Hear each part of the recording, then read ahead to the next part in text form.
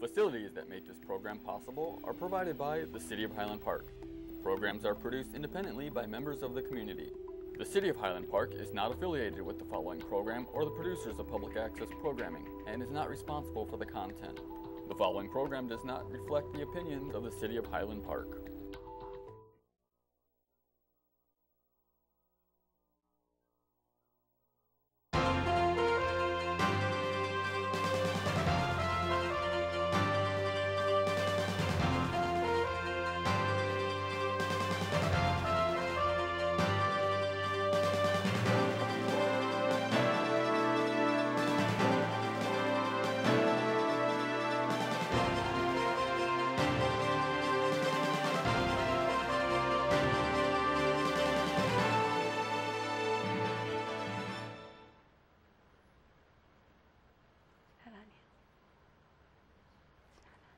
Hello, and welcome to Cahnmanns Current Events Roundtable. Today we have two amazing guests who have been on my show before, and I welcome to come back again because after you hear them today, you'll want to hear them more and more and more, right? Too much pressure, I think. Okay, we have on I will start with my right and then my left. We'll start with my right and Republican Alan Minoff, and to my right, I guess I think we're mixed up over here. You're my right and you're my left. We'll find out how we are. Our conservative Republican Alan Minoff, and our very special guest Ron Montaigne, he's the former director of marketing of Montgomery Wards, and of course Alan Minoff is a private investor. How do you like that? I made you an investigator. And I'm welcome to the show, and we're calling it "What's Happening in the News from a Democratic, Independent, and Republican Point of View." Welcome, my guests. Welcome, Ron. Welcome. And welcome. Thank you, Suzanne. Welcome. Ron? Thank you. I think we're going to start today with what's going on in the news today, and we'll probably stay in the news for a while on Iran. Our president is meeting today with Macron, with Prime Minister. He's president of France, so he's not the prime minister, he's the president. Emmanuel Macron, and it's about the Iran deal. Should we stay in or should we get out? Because as you know, our last state person, which was Kerry, first name John Kerry, didn't negotiate complete deal with Iran, leaving the ballistic missiles out of the program and the deal. And they got their frozen money, which of course did belong to them, but I guess we could have frozen a little longer to get what we needed. So what do you think? Do you think we should, we'll start with the Democratic point of view. Do you think we should get out of the deal, Ron? Or should we stay in? Or what is your intake on it? What I'd like to share is info that I got from my discussion group that I lead in Northfield with about 50 people yesterday. Yeah, and you have a lot of groups that you lead. I do lead several groups, right. But this one was at the North Shore Senior Center. The interesting part of this, and in the interest of fair disclosure, I'd say the majority of the group is liberal. Okay, so the majority is liberal. But I asked the question, I said, let's look at this possibility of getting out or staying in on what is the pluses for getting out, what are the pluses for staying in. So I asked, give me the pluses for getting out. And we do have some conservatives. Nobody raised their hand. So I asked again, what are the advantages for our dropping out of the deal that was made by Obama that lots of Americans aren't happy with? I don't know if it's a majority or not. So I'll stop right there and say, I did not receive any negatives. That doesn't mean that they all loved it. But when I asked the question, should we get out, what are the reasons for why, what would happen good for America? What do you think, Rod? Do you think we should stay in or stay out, get out? I think even though the deal was not a perfect deal, I think there were probably more downsides for getting out than staying in. So if we get out, I think that we could give Iran further reason to do some bad things, and it might even be harmful to Israel if those are followed through. But I'd like to hear, what are the positives? Yeah, what are, let's take it to Alan from my right here. What are your viewpoints on the Iran deal, and should we get out? And I know we just recently got threatened by them. If we get out, we're going to have some really bad consequences. What do you think? We should ride the bad consequences, or should we get out, get a new deal put on the table? Your opinion? Well, far from being a not perfect deal, I think the Iran deal was a catastrophe right from the start. First of all, we shipped over, well, I believe, if I recall correctly, $1.5 billion bail of euros, because we're not allowed to deal in dollars because Iran is sanctioned.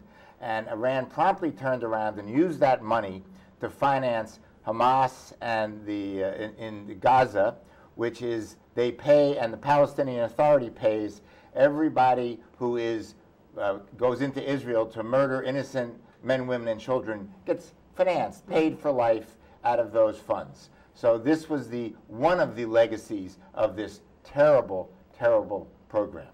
Secondly, I think Iran is a pariah state, much in the nature of what North Korea used to be before it's straightening out its act a little bit more now. We should not have any relationship with Iran whatsoever. The fact that we're in a deal, it's been said, well, if we pull out, they can crank up their nuclear program again. While allegedly there are inspections, I don't think the inspection regime, Iran's a big country, many of the facilities are underground, and I don't have confidence that the inspection regime actually prevents Iran from either continuing their atomic program or, as you said, ballistic missiles weren't covered, or getting ready to crank up that program in a very, very short time when the deal runs out. Mm-hmm. Could I Yeah, follow go up? ahead. Yeah, you can follow up. I guess on the this. follow-up I Yeah. would have is, we weren't asked if is it a good deal or a bad deal. I think there's reasons to point to, and you've pointed out some of them, why it's a bad deal. The question is, should we get out? Not whether it was a good deal or a bad deal. What happens good if we drop out now? What happens good? Well, can I interject here? I think that we're looking for our allies. If we do this, they have to get out, we want our allies like France, England, Germany. We want them to follow suit with us, because you have to remember, France, Germany, and England possibly are probably, trading with them. So when they get out, they're going to lose a lot of their trade deals. So that's another thing that they're concerned about, the other countries. Now, Macron is meeting with for the president, and we'll have to see what he has to say about it. But it's, I think we need our allies on board to get this. If we do drop out, they're going to have to follow suit with us. It's not just France and our European allies, with whom we have interdependent trading relationships, economic relationships, military relationships. The United States is trading with Iran. Boeing, right here in Chicago, is selling Iran a large number of passenger planes that could be readily converted to military supply planes. However, if Boeing, under tightened sanctions, were not allowed to sell those planes, and Airbus stepped up and took over the contract, that would serve no purpose. As Lenin famously said, the capitalists will sell us the rope with which to hang them. So I think we should not be involved with Iran, and I also think that the President administration should bring a lot of pressure on the Germans and the French and the Brits to adopt the same policy with respect to Iran, even though with their oil and oil prices going up, Iran does have the money to pay for these things, but the Iranian people are suffering very badly. Alan, do you? I'll give you the last thought, and Well, then we're I'm just asking Alan a question. Do you think that if we take the leadership role and pull out, that we'll be in a position to leverage that, then the partners will pull out as well? I think it's incumbent upon the President and the Secretary of State through backchat, talking not on TV in front of the television camera, but to deliver that message to Europe. And we'll see, maybe they will and maybe they won't. And our relationship with Europe might be affected by the attitude that the European countries take. I'm not suggesting we shouldn't be, Europe is leading trading partners, but I would encourage the President administration to try to bring that point of view to the attention of the European leaders. Okay. Okay, and also, we move along a little bit because we could be on Iran all day, and I think we're going to get back to it because I'm going to invite these two wonderful guests back to the round table. We're wonderful now, Ellen. So, yes, wonderful now, even though Republican. Thank you. There were wonderful guests. I had them at the Bluegrass for delicious lunch today. It was very good. Thank you. But we need to get to also another problem. Trump's we have his different behavior. He's a different type of president. Is he changing America, or did he change America as a result of Trump's presidency? Is that being changed? What about the media's ancestral, I think that's a good word, because they keep focusing on that behavior continuously. I mean, we never hear anything more from the media 24/7 about, this president, Stormy Daniels. I think we don't even know the Iran deal even exists with the Stormy Daniels thing. But anyway, let's pass that and see what does this presidency have done? Do you see him, everything that he said he's going to do is happening? What do you feel about no one focuses on what's happening, but what isn't happening, and calling him all kinds of names? Let's start with you, Ron. Again. And perhaps I could go first this time. You want to go first? May I? Please. Oh, you may Thank go you. first, Ron. Thank you. Yeah, Well, Alan will go first. I think there's a significant portion of the Democratic Party, led by the losing candidate from the last election, which has not yet emotionally become accustomed to the fact that they did not win the election that they were so sure, based on almost unanimous poll results, they were going to do. And they have not accepted the fact that their candidate lost. Because objectively, yes, there's a lot that the president could do, a lot of self-inflicted wounds, all his tweeting and the nicknames he has for his both domestic opponents and some of our foreign enemies. I'm not sure that enhances the dignity of the office. However, while we talked about Iran, which is foreign policy, at least with respect to the United States, one of the key problems in our economy right now is a labor shortage. We didn't have a labor shortage during the previous administration, which was the slowest recovery from a recession in a long 100 years. So we now have a labor shortage. Is the booming economy solely attributable to the president? Of course not. And the only other point I'll bring up is with respect to North Korea, which has been a burr under the saddle of 4 or 5 presidents. At least it looks like we're going to be jaw instead of war, which Churchill, credit to Mr. Churchill, said is always better to be talking than fighting. So at least with those two things, the things aren't going so badly for the Trump administration, although you wouldn't know that from watching the major networks or reading the New York Times and the LA Times and the Washington Post and most of the leading newspapers. Let me ask that question too, Ron. Let me ask you a little bit differently. Why the Republican Party has lost elections, and the Democrats, like Obama, he won, and a lot of people that didn't like Obama. They don't talk about Obama was an idiot. Obama's, they put him in Hitler's outfit. I get a lot of that on my Facebook, putting Trump in a Hitler's uniform.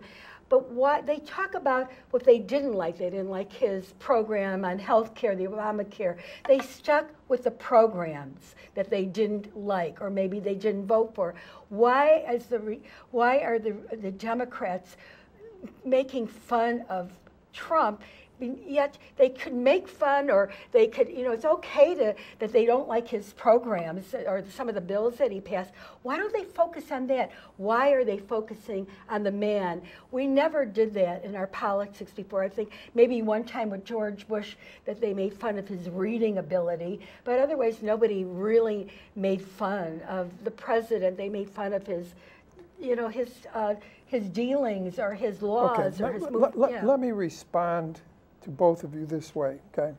First of all, I'm going to agree with much of what Alan had to say as far as what we can point to and say some differences that have occurred, why Democrats might be upset with having lost an election they felt they deserved and thought they were going to win.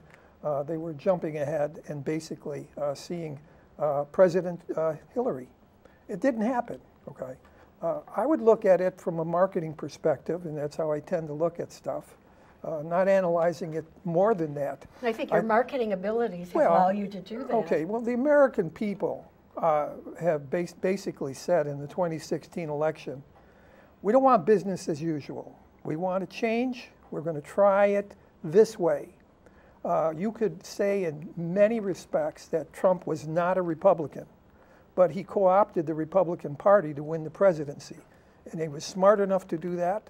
He appealed to the American public that wanted to vote. Yes, there was probably a flawed candidate that ran against him. It was a perfect storm. So Democrats could complain a lot, but they didn't come out and vote, and that's how presidents are elected. But why do they make fun of him? Okay, I'm going to get to... Put him in all these let me respond to that. Type of situations. Why does the president put himself in a position that lets the extremes either support him because they'll say, I'll forgive what he does because I know that even the religious right will say, yes, we would not support the kind of things that he did in our religious community. But America needs that kind of change. America needed that change. So a change occurred. So I contend that Trump is a result of an America that's changed, and that he isn't changing America, but he won because America was in a position to say, let's give this to someone different. Now, why is he poked fun at? I don't allow that type of comments in my discussion group.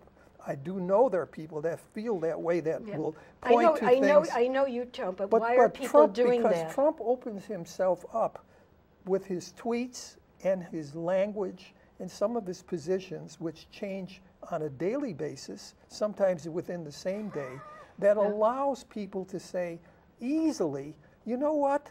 We don't have to be against his policies. All we have to be is against him. Democrats do not have a lot going for them other than we've got this guy that 60% of America says we don't like too much. That's a fact. They haven't, it's Trump himself, if he could be stopped from tweeting and stopped from making converse comments, flipping from one to the other. Now, they all do it. All presidents are guilty of this. But I think he's guilty to a degree that if he is being shot in the foot, he's doing the shooting. But you know, it's a constant thing, and we go to what's going on in the White House and the Robert Mueller special prosecutor, and it's kind of like, when is it going to come to an end? It's kind of hurting our country. This constant thing of a president, let him live, let him get his laws through. If you want to do it, I didn't like it when Clinton was. Also, a lot of people say, well, what about Clinton? Did you feel the same way? Absolutely. I thought that if they have a problem, do it at the end of the presidency, not while he's still. We're dealing with North Korea. We're dealing with, like you talked about, Iran. We're dealing with so many other things in our country. Hit us with a question. Yes, so what I am going to hit you with a question. What do you feel about the 11 House Republicans signing a joint letter wanting what happened during the beginning of the Attorney General asking for a prosecution of Hillary Clinton and McCabe and Comey, and then we're going to talk about Comey's book. I mean, what do you think about that? Instead of, because they have not, at one point, haven't found any collusion and haven't found any conspiracy on the Russian front as of yet. Is this going to keep going on for the next well, how many more years does he have? 2.5. 2.5 years. And if he gets reelected, it'll go on for another 4 years. I mean, this is like, when does it end? When can people just start to live again and really get to what's going on in the world? You want me to take a crack at this What do you first? think, Ron? Yeah. Okay, I think it's a circus, okay? I think it's a circus in lots of ways. I think it's both sides are playing to their base. The Democrats love what's going on if it's going to be against Trump. The Trump supporters feel that the only thing that's happening here is a vendetta against him. The truth is, we don't know what the facts are yet. So I think with respect to Mueller, not Comey, with respect to Mueller, I don't think we know yet what is unfolding. I think it would be better for America if this came out more quickly. I think it's wrong for those who say nothing has been proven wrong, because I think it's still at a point where we're finding out that there's been people indicted. There are some things that have occurred. And yes, there are some things Hillary has done bad. But as far as I know, she's not president. She's not even know where she is. And I think most Democrats don't care. I think more importantly, most Americans don't care as much about what happened with Hillary and should she be busted or thrown in jail as much as they care about where are we going to get some of our problems solved. It's a big issue that neither the Democrats nor the Republicans have fixed. And I agree with you in the fact that if this Mueller investigation could be ended quickly, it would be best. But it's wrong to say nothing has been proven, nothing has come out, because it's not finished. Yeah, let me ask, Alan, I just want to go to you right now. What do you feel about the raid on the attorney Michael Cohen, and they never raided, Mrs. Clinton's email servers, or Huma Abedin Weiner, when they had all her Hillary stuff at their house? How come none of these things were raided? And there was a lot of stuff that was there. Why are they doing it on one side and haven't done it on the other? What makes me uncomfortable, following on what Ron said, is that I think that every administration has plenty of things which could be prosecuted as crimes. Remember what Lenin's Minister of Justice said, "You bring me the man, I'll find the crime." Right. And if we are going to, given the political polarization in this country, if each administration, Republicans happen to be in control now, time will come, the pendulum will swing, Democrats are going to be in control. And if so much political capital and feelings are invested in prosecuting the other side, that is going to take an awful lot of time, effort, and energy, which could be better devoted to coping with the challenges that America faces going forward. So I would encourage, I think, the Mueller investigation. I mean, if you're looking for Tinkerbell, you're not going to find it. People have been indicted, it's true, but nothing to do with the Trump campaign. The Russians probably meddled in the election. They bought some ads on Facebook. Out of the millions and millions of ads, they've spent a couple $100,000 dollars on ads. They'll probably do it again in 2018. But however the election goes, if perhaps the Democrats might take the House, it won't be because of a few Russian ads on Facebook. And I would encourage the diminution of this obsession with what are basically political differences, and some of them can be defined as crimes. But let me agree with Alan in that regard. I think you're right, and I think what this points to is that this Mueller thing is really pointed at how divided we are as a country. It's that we're only looking at how we can defend our side and really attack the other side. And where is this energy? How can we get this energy into us solving problems in Congress to begin with? I mean, I don't have an answer. I just have a question, which is that if we are becoming polarized, even more polarized, a Mueller thing only puts people in camps that hate each other more rather than putting us in a situation to pull us together. This has to happen at the presidential level. There's still time for him to do that. This has to happen within Illinois at the highest level too, where we solve problems instead of saying the only way we're going to win is to be against that other person. And you know, we talk about interfering. Russians interfered in the elections. I mean, governments do that all the time. We interfered during the Obama administration. We interfered in the Israeli election when they didn't like Netanyahu. They were trying to get rid of him. So all governments in some way interfere. But what do you think about, you know, we have a few minutes left. What do you think of James Comey's book? Do you think that a higher loyalty, do you think that his book, his judgment is flawed? I mean, an FBI director going around with his book, isn't there a clause? I know you can't, when you're with the Queen of England, she wouldn't allow anybody, they had to sign a paper, they couldn't talk about, if they're under her employment, they cannot come out and, you know, it's sort of a non-disclosure type of thing, that you don't divulge information about what was going on in the Queen's court, and et cetera, et cetera. But yet, we got it. But except, We got it. Here, let me Yes. just make a short comment. Mr. Comey has the absolute First Amendment right to write whatever he wants, which he does. The president, by talking about it all the time, has made Mr. Comey a very rich man. He got a $10 million advance. So if the president hadn't talked so much, maybe the book wouldn't be selling so many copies. From what I understand, not having read the book, there's no blockbuster revelations in there. So let the book go out. People can write a book. People can read the book. They can like it or not like it. And we'll move on. He's no longer the director of the FBI. Some other guy is, and we'll see what happens in the future. well, what do you feel, Ron? Do you think somebody in that stature, like you're talking about FBI, CIA, I mean, I always felt that it was like sort of a more or less a secret society. You don't divulge information, you know, good or bad. You got to keep it, you know. Here's what I feel. Yeah. I feel that when you get in trouble with both sides, when Democrats hate you for what you did, when Republicans hate you for what you did, you probably are doing something you yourself have felt so strongly about, you don't care about whether they hate you or love you.